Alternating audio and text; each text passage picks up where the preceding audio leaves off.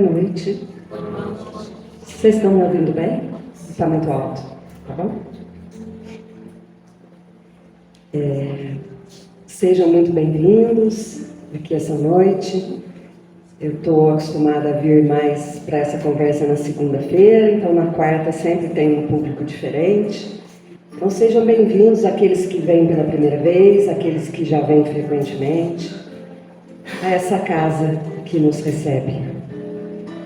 Nesse momento, vamos então fechar os nossos olhos, agradecer a espiritualidade amiga, na figura de Jesus, nosso mestre e guia, a oportunidade bendita de estarmos reencarnados, e mais que isso, de estarmos na escola da vida, aprendendo com os nossos erros, renovando os sentimentos e os pensamentos no bem, travando as nossas batalhas interiores, com o pensamento na nossa melhoria. Que Jesus abençoe os nossos passos, iluminando os nossos caminhos e nos fortalecendo para as lutas diárias. Que nos nossos testemunhos possamos ser exemplo e força espiritual. Que o Senhor nos abençoe hoje e sempre. Pessoal, hoje eu separei um tema que fala das comunicações dos espíritos. E é um tema que nos agrada bastante, pelo menos eu percebo o interesse, que as pessoas têm nessa possibilidade de comunicação do plano físico com o plano espiritual mais sutil. E o Livro dos Espíritos, o primeiro livro da codificação, tem algumas perguntas que se referem a isso, a essa possibilidade de nós entrarmos em contato com os espíritos, ou dos espíritos entrarem em contato conosco, porque é sempre uma via dupla. Eu posso influenciar do lado de lá e o lado de lá pode me influenciar. Então Kardec, na pergunta 459, que é o capítulo 9, que tem o título de Intervenção dos Espíritos no Mundo Corporal, ele pergunta assim: os espíritos influem sobre os nossos pensamentos e sobre as nossas ações? A esse respeito, sua influência é maior do que credes, porque, muito frequentemente, são eles que vos dirigem. 460. Temos pensamentos que nos são próprios e outros que nos são sugeridos? A resposta: vossa alma é um espírito que pensa. Não ignorais que vários pensamentos vos alcançam, ao mesmo tempo, sobre o mesmo assunto, e frequentemente bem contrários uns aos outros. Pois bem, há sempre de vós e de nós. É isso que vos coloca na incerteza, posto que tendes em vós duas ideias que se combatem. Essas duas respostas que Kardec fez aos espíritos, elas falam praticamente que constantemente o mundo espiritual influencia a nossa vida, os nossos pensamentos, e grande parte, frequentemente, são eles que nos dirigem. Se eles nos dirigem, quem nós estamos deixando nos dirigir? Porque se existe a influência espiritual superior, existe aquela influência menos feliz, daqueles irmãozinhos que têm talvez conosco animosidade, de um passado que pode ser recente, que pode ser mais antigo, de outras reencarnações, porque trazemos conosco toda a nossa história nos nossos registros. Não nos lembramos conscientemente do que nos aconteceu, mas trazemos esses registros em nós. E muitas vezes aquele irmãozinho do passado, que foi nosso inimigo, que vem em busca de vingança, se aproxima de nós, querendo acertar as contas, querendo a desforra, querendo que a gente entre na dele. Então, se existe a influência espiritual benéfica, existe a influência espiritual que eu não quero. Mas às vezes, nós ainda somos espíritos que estão no caminho do progresso, que estamos no caminho da evolução.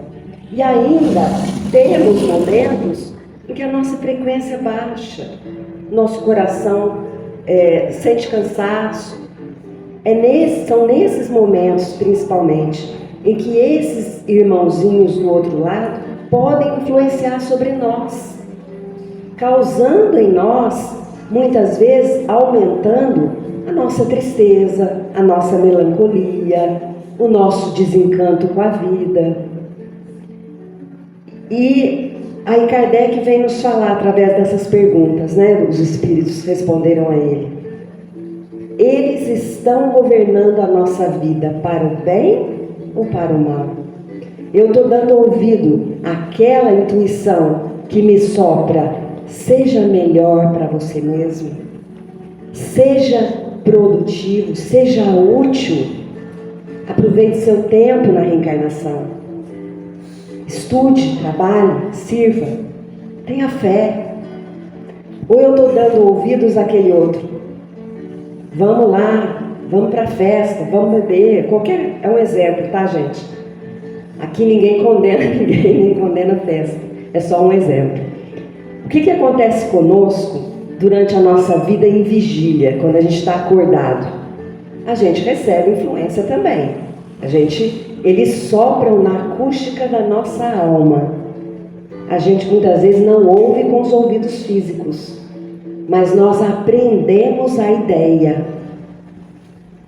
E isso acontece principalmente quando a gente dorme. Quando dormimos, o nosso corpo físico descansa e o nosso perispírito, que Kardec nomeou como perispírito no Livro dos Espíritos, é aquela parte que se desdobra, que deixa o nosso corpo e se desdobra. Igualzinho a gente vê nos filmes mesmo, nas coisinhas, levanta uma parte, né? Um corpo, igual em tudo aquele corpo físico que ficou ali. E aí, nesse momento, eu fico frente a frente com aqueles inimigos do passado, ou eu posso escolher os benfeitores que querem tutelar a minha volta para a reencarnação, que querem o meu bem, que querem que eu progrida. E aí eu tenho a escolha realmente efetiva dali. O que eu vou fazer? Muitos de nós, e isso não vai aí nenhuma crítica, porque eu me incluo, podem ir para lugares horríveis. Acorda cansado, sem energia, como se ele tivesse apanhado. Quantas vezes nós já acordamos assim?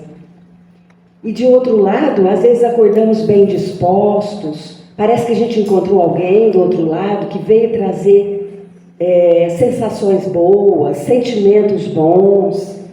Ou então podemos até, gente, isso não é utopia, né? Podemos voltar ao centro, participar dos estudos, participar dos trabalhos. Porque se nós estamos no processo de melhoria, a nossa alma vai buscar. Porque se o nosso corpo físico está buscando, a alma necessita. Então todos nós fazemos isso. André Luiz conta num dos livros dele que tinha uma reunião na casa espírita durante a noite, que acontecia com os espíritos desdobrados. E aí todos os participantes eram chamados a irem à reunião no centro. Depois que todo mundo dormiu, iam desdobrados. Chegava na casa de um, ele não estava lá. Foram seguir o rastro energético dele, ele estava numa festa, era um lugar que ele tinha escolhido ir. Estava num bar. Depois foram a outro, aí ele estava com muita dor de dente, não tinha conseguido dormir, não tinha como desdobrar para vir. Então, essas situações acontecem na nossa vida de reencarnado. Nós estamos sujeitos a essa influência, porque vivemos na carne. E viver na carne, para os espíritos, é uma prisão. Estarmos aqui temporariamente nesse corpo físico é como se fosse uma prisão, porque o nosso espírito quer ser livre. Kardec continua assim na pergunta. Na 461. Como distinguir os pensamentos que nos são próprios daqueles que nos são sugeridos? Aí eu preciso saber, será que fui eu que pensei isso ou será que foi alguém que me soprou no ouvido? Olha o que eles respondem. Quando um pensamento é sugerido, é como uma voz que vos fala. Os pensamentos próprios são, em geral, aqueles do primeiro momento. De resto, não há grande interesse para vós nessa distinção, e é frequentemente útil não o saberdes. O homem age mais livremente se ele se decide pelo bem e faz mais voluntariamente. Se toma o mau caminho, não tem nisso senão mais responsabilidades. Então, os espíritos respondem para Kardec, né? Tanto faz. Se o pensamento é seu ou é do espírito, importante que o pensamento seja edificante. Porque se não for, a responsabilidade é sua. Mas como assim? O espírito chegou e ficou falando as coisas no meu ouvido e a responsabilidade é minha? Deixa eu explicar melhor. Um espírito só vai ter influência efetiva e grande sobre nós se nós abrirmos a brecha. Mas como que eu faço isso? Eu levanto todo dia com muita raiva e muita revolta da situação que eu estou vivendo. Eu levanto com muita mágoa porque determinada pessoa, há 10 anos atrás, me enxotou da casa dela. Eu levanto com muita tristeza porque Deus levou meu filho. Esse tipo de pensamento e de sentimento carregado no coração muito tempo vai atrair para nós, além da nossa aura, né, vamos falar do nosso campo psíquico ficar alterado, vai atrair para nós irmãozinhos que pensam como nós. E se eles vêm a mim porque eu penso isso, a responsabilidade é minha. Mas o que eu posso fazer? Esses sentimentos, gente, raiva, tristeza, mágoa, são sentimentos primários, todos nós temos. Não podemos negar. Em algum momento do dia, né, uma briga no trânsito, uma fila que a pessoa entra na nossa vida, vem aquele sentimento, né? Mas esse sentimento tem que ser trabalhado em nós. Ou se ele vier, que não dure muito tempo, que não se arraste. Porque todo sentimento arrastado é como se fosse uma nódoa no nosso campo psíquico. É como se fosse um novelo de lã incrustado aqui. E os espíritos veem isso mesmo, eles veem os pontos escuros em nós. E o que acontece conosco se nós levamos isso muito tempo? Se nós não dispersamos isso pelo pensamento contrário, pelo pensamento de amor, tolerância, benevolência, indulgência, esse sentimento vai criando em nós esses coágulos que em algum momento descem para o nosso corpo físico e levam a doenças. A doença psíquica principal que a gente conhece é a depressão, né? Ansiedade. Ah, mas todo mundo que tem depressão fez isso? Cada caso é um caso e cada um deve conhecer de si, gente. O autoconhecimento nesses casos é muito importante. Por que eu reajo assim a determinada situação? Por que eu sou tão revoltado com a vida que eu levo? Por que eu vim nessa família que me dá tanto trabalho? Muda os pensamentos. Levante com gratidão, mesmo que o dia não vai lá ser essas coisas. Mesmo que a família que eu reencarnei seja difícil. Esse pensamento de mudança da nossa chave mental é a possibilidade de atrair aqueles espíritos que vão nos ajudar na nossa reencarnação. Vão soprar os nossos ouvidos. Continua. Você está indo bem. Você está se esforçando. Todo dia um pouco. Faça uma leitura todo dia. Quando você ficar assim chateado, vai lá, abre o Evangelho ou qualquer outro livro de outra religião. Faça uma oração. Coloque uma água fluidificada. Peça para os espíritos amigos fluidificar aquela água. Eu mudo a minha chave mental. Então é como se eu deixasse de ouvir aqueles que querem me influenciar negativamente e passasse a ouvir aqueles que realmente querem o meu bem. E é interessante que isso acontece no plano espiritual e no plano físico. Eu escolho as minhas companhias. As más companhias corrompem os bons costumes. Já diz o ditado, né? Que as avós falavam. As boas companhias me levam para frente. Se eu tenho companhias que não gostam muito de estudar, só quer ficar na... O que eu posso aprender com isso? Se eu for para o lado bom, eu posso levar. Isso também com os espíritos. Tem um espírito lá que faz 20 anos que fica me obsidiando. Eu fico ouvindo ele na minha orelha. Briga, faz isso, faz aquilo. Eu estou vindo ao centro. Toda semana eu venho. Insistentemente. Toda segunda-feira eu estou aqui. Toda quarta-feira eu estou aqui. Eu tomo passe. Eu leio. Eu participo do estudo. Aquele espírito vem comigo. Mas deve ser bom, porque ele está mudando. Eu vou lá. Aí, chega aqui na porta com os guardiões, né, gente? Não são todos os espíritos que podem entrar. Mas se aquele espírito já mostra uma necessidade de melhora, já mostra uma vontade de mudar de vida, ele fica aqui. Ele fica e ouve tudo que acontece, né? Participa ali de um estudo. Quando a gente faz o evangelho em casa é a mesma coisa. Aqueles espíritos que estão ali na casa, às vezes só para fazer bagunça, só para prejudicar, sentam ali na mesa e ficam ouvindo o evangelho.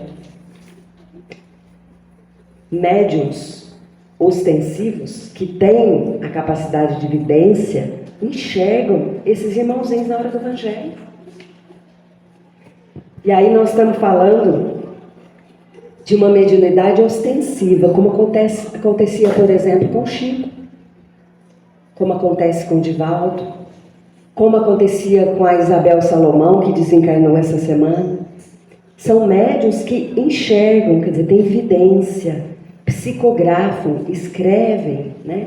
São psicofônicos, os espíritos falam por eles. Mas temos nós, que somos os espíritos, a maioria pelo menos, que tem a mediunidade de intuição. Mas o que é essa?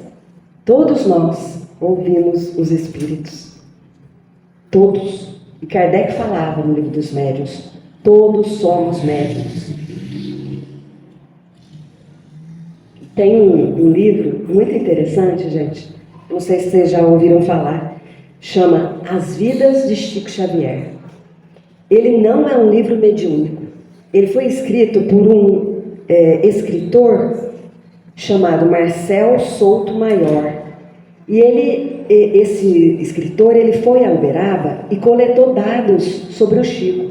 O Chico já estava bem no finalzinho da vida dele, já não ia mais ao centro espírita psicografar, porque não tinha mais condições físicas para isso. E aí o Marcel Souto Maior, que era ateu, não acreditava em espírito, não acreditava em espiritualidade, talvez tivesse nascido numa religião católica, como muitos de nós. E aí ele falou assim, eu vou lá ver o que é que esse homem tem, porque eu preciso escrever sobre ele. Acho que é um assunto bom para se escrever. Ele chegou lá e nesse livro ele conta algumas histórias do Chico, mostrando que a comunicação com Emmanuel e com os espíritos em geral, acontecia para o Chico como se ele estivesse, a pessoa estivesse do lado dele ali, e ele enxergasse mesmo aquela pessoa. Então eu vou ler algumas histórias que ele conta aqui e que falam sobre isso. Só alguns dados que ele compilou. Quando o Chico fez 70 anos, 2 de abril de 1980, já eram 10 mil as cartas às suas famílias, às famílias psicografadas por ele. E já eram 2 mil as instituições de caridade fundadas, ajudadas ou mantidas graças aos direitos autorais dos livros vendidos. Porta-voz de Deus, ele respondia, uma besta encarregada de transportar documentos dos espíritos. Um iluminado? Não, uma tomada entre 2 mundos. Chico Xavier, o apóstolo? Nada disso, Cisco Xavier. Sou um nada, menos que um nada, ele repetia. Ele se considerava um instrumento da espiritualidade. E esse é o papel do médium. Embora o mérito dele, né, com a mediunidade que ele tinha, com certeza, e com o serviço assistencial. E aí tem outras histórias aqui.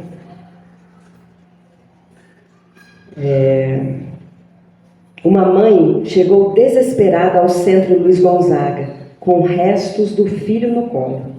Meu filho nasceu surdo, mudo, cego e sem os 2 braços. Agora está com uma doença nas pernas e os médicos querem amputar as 2 para salvar a vida dele. Chico pensava numa resposta quando ouviu o vozeirão de Emmanuel.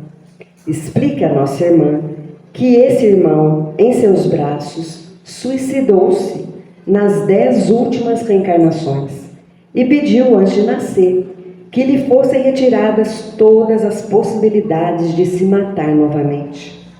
Agora que está aproximadamente com 5 anos, procura um rio, um precipício para se atirar. Avise que os médicos estão com a razão. As 2 pernas dele serão amputadas em seu próprio benefício. Aí o escritor faz um comentário assim: a lei de causa e efeito é implacável no Espiritismo. Na verdade, a lei de causa e efeito é uma lei divina, a que todos estamos sujeitos, quer saibamos dela, quer a aceitemos ou não. O que nós fizemos voltará para nós, mas não como lei implacável, sempre com a misericórdia de Deus. O que eu fiz de errado, vamos falar entre aspas, no meu passado, a reencarnação é a possibilidade de sanar. Não porque Deus me castiga, mas porque a consciência culpada do lado espiritual é o que mais machuca o espírito. A consciência dos nossos erros e a chance de ressarcir esses erros voltando à reencarnação é o que move a nossa vontade de reencarnar. Mas chegando aqui, as dificuldades aparecem e muitas vezes desistimos. E aí, tem mais história.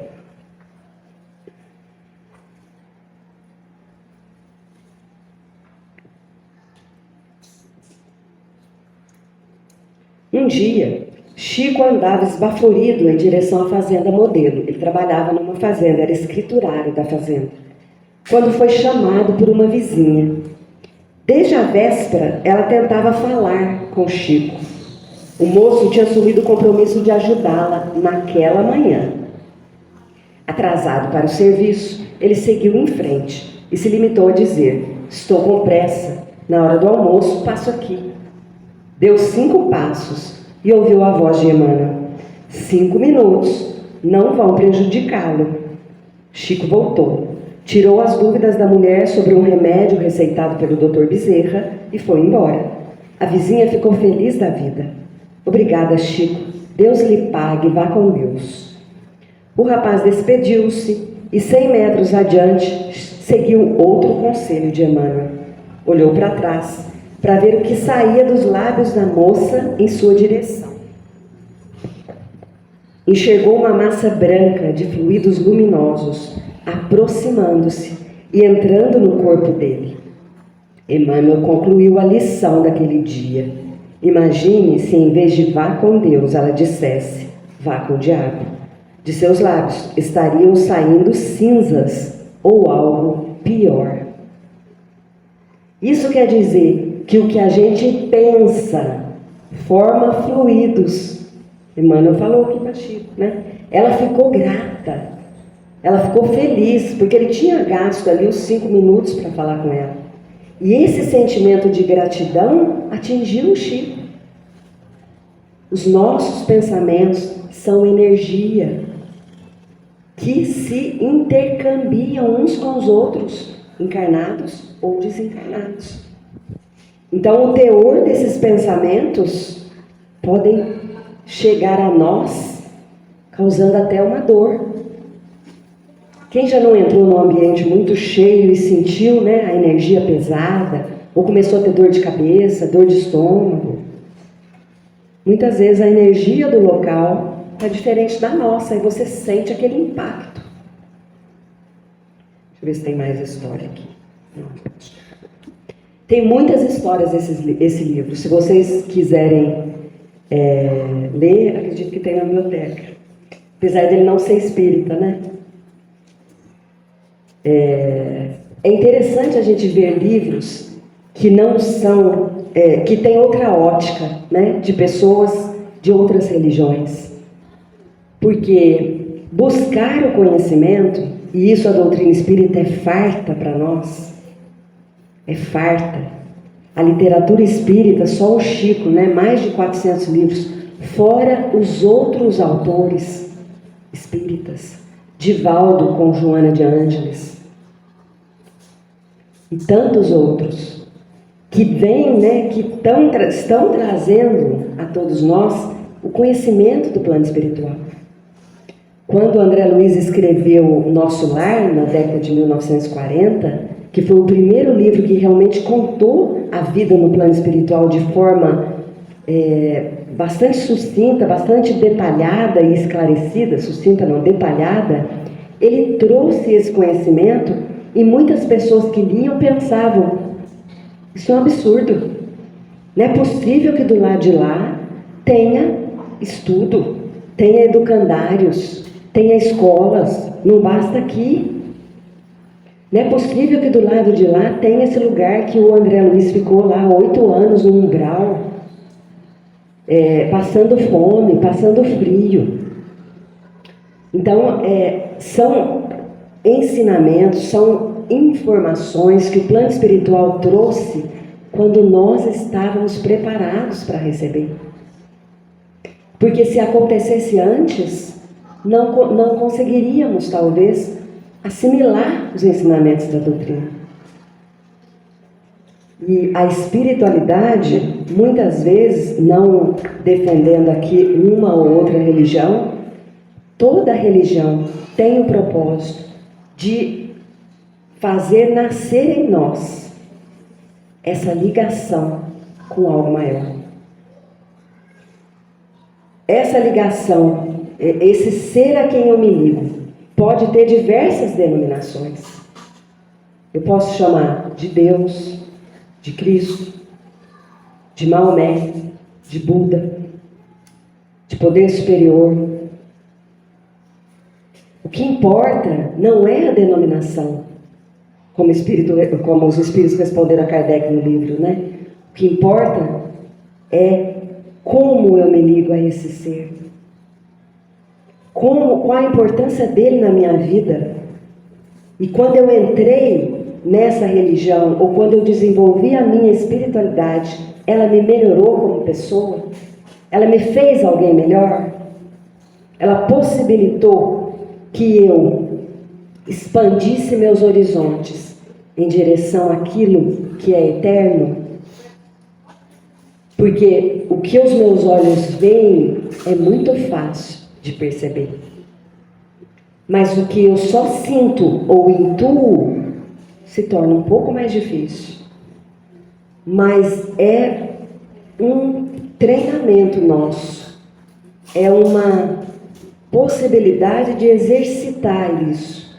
Então, essa influência espiritual na nossa vida, essa possibilidade de ouvir os bons espíritos, ajuda-nos a seguir. Mas ajuda-nos a seguir materialmente? Pode ser como consequência, mas principalmente moralmente e espiritualmente. Por isso Jesus, quando ele trazia a mensagem da Boa Nova, do Evangelho, ele curava os corpos, mas essencialmente ele curava a alma. Se não houvesse a cura da alma, aquela criatura não podia dizer que efetivamente tinha havido a cura. Porque se eu ainda mantenho o sentimento que me adoece, o meu corpo vai sofrer isso. Toda cura nasce da mudança dos pensamentos e dos sentimentos. Ah, mas espiritualmente eu posso ter errado. Nossa, passou. Espiritualmente eu posso ter errado muito.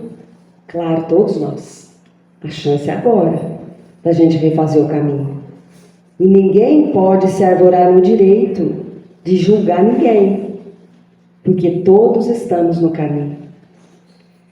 Gente, eu vou encerrar. Com uma leitura aqui da Mei Mei, no livro Meditações Diárias, que ela fala assim: nos dias de aflição, quando problemas e provas te esfogueiam o espírito, medita na bondade ilimitada do Criador e espera com paciência as soluções desejadas, trabalhando e servindo para que se faça o melhor. Nos instantes de tristeza, quando dificuldades do sentimento te marquem a estrada, anunciando-te amargura e desilusão, medita no socorro celestial e reconstituirás as próprias energias, para que a fé te reajuste a serenidade. Quanto possível, de permeio com o trabalho a que a existência te conduz, em teu próprio auxílio, com base na prece, medita e ouve a música que nasce nas fontes do eterno bem. Ouçamos as melodias da paz e amor, que nos lembram a harmonia do universo, e qualquer tempo nos campos da alma se nos transformará no calor da compreensão e na alegria da bênção. Essas palavras são da Mei Mei. Que Jesus nos abençoe. Sim, sim. O SARAI, entidade beneficente de assistência social, fundada em 1962, conta com os departamentos Centro Espírita André Luiz e o Lar Escola Casita. Criado em 1999, o programa Lar Escola Casita tem por objetivo geral a promoção do desenvolvimento humano.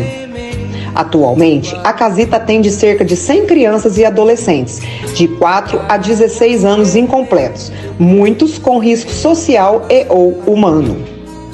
Algumas de nossas atividades: suporte pedagógico, apoio às tarefas escolares, Libras, inclusão da diversidade, oficina da pintura, pintura em gesso e tela e educação física, badminton, vôlei e futebol. Temos projeto temático Pequenos Guardiões do Planeta, trabalho desenvolvimento de habilidades pedagógicas, valores e conceitos, meio ambiente e sustentabilidade. Projeto Moeda Social Zitinha, noções da economia solidária, do ter e do ser. Alimentação, café da manhã, da tarde e almoço.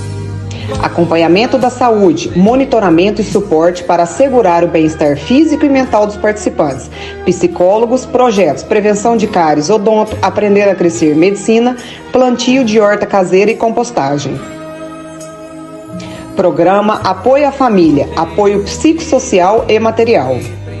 Funcionários. Ao todo, somos 11 funcionários para manter estes projetos, essa rede de apoio a essas crianças e suas famílias. Reflexão. Muitas das coisas que precisamos podem esperar. A criança não pode. É exatamente agora que seus ossos estão se formando, seu sangue é produzido e seus sentidos estão se desenvolvendo. Para ela, não podemos responder amanhã. Seu nome é hoje. Ajude-nos. Seja um contribuinte de um mundo melhor. Pix 16 65 26 38 1000 contra 47. Ou para outras formas de contribuição, ligue 3291 1480 ou também pelo WhatsApp 3291 1480.